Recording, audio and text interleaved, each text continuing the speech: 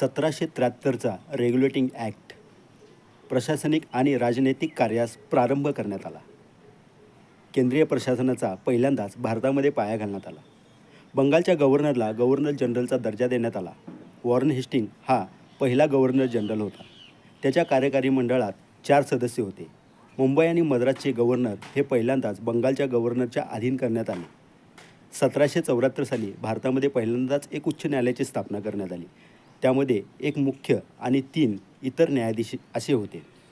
पहिल्यांदाच भारतामध्ये कंपनीच्या सदस्यांना वैयक्तिक व्यापार करणे आणि कोणताही उपहार स्वीकारण्यावर बंदी घालण्यात आली. पहिल्यांदाच भारतामध्ये कंपनीवर बोर्ड ऑफ डायरेक्टरच्या माध्यमातून नियंत्रण ठेवण्यात आले. कंपनीच्या सदस्यांना राजनैतिक, प्रशासनिक आणि नागरिक प्रशासनाची माहिती ही ब्रिटिश गव्हर्नमेंटला देण्यावर बंधन घालण्यात आले.